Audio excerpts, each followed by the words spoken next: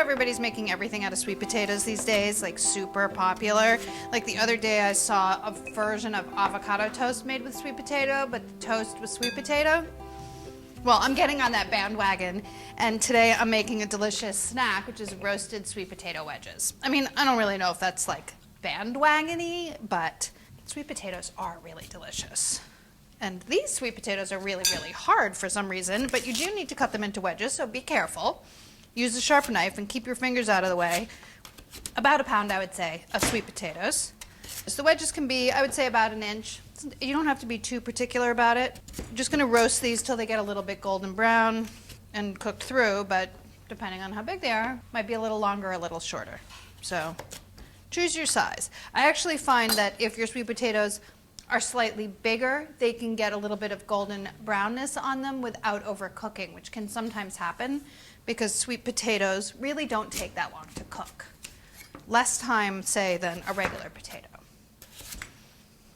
Let's predict some trends. Is it going to be sweet potatoes or cauliflower this year? Cauliflower seems trending up, right up there with coconut oil. Drizzle with olive oil and then season with some salt.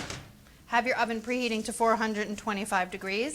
You can even go as high as 450 degrees. This is a really loose recipe. Shouldn't worry too much about specifics.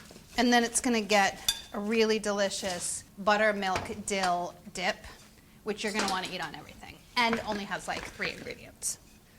Spread your potatoes out. The one thing that you do want to make sure is that there's plenty of room on your baking sheet for your sweet potatoes to spread out so that there's room between them for they can get air circulation around them and they will brown nicely. And we get these into the oven. You're going to want to cook them, turning once until they're cooked through and golden brown on the edges. That'll take about 20 to 25 minutes. While your sweet potatoes are cooking, you can get to that dressing. It's really easy. This is a mayonnaise, a 1/4 cup. To that, add some buttermilk. 1/4 cup of buttermilk, 1/4 cup of mayonnaise. You can whisk them together. Then I'm realizing my whisk a little big. Get one of those matcha things. Use that. Silly, I know.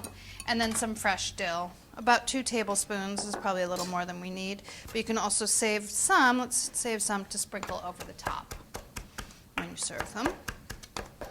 If you wanted to, wouldn't be out of place, you could add a little bit of lemon zest, some lemon juice.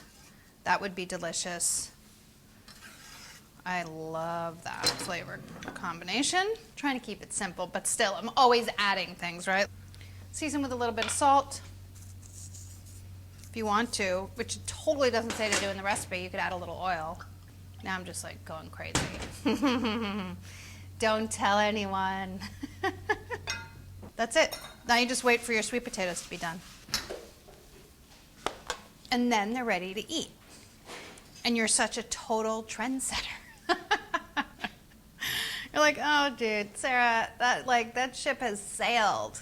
You're not a trendsetter at all. Oh my gosh, they're so hot. I want to try one. Here, I'll take this little tiny one. Dip it in your little sauce and give it a try.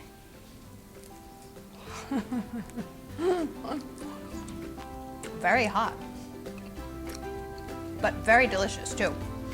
Next time you need a healthy snack, why not try these roasted sweet potato wedges with dill, buttermilk,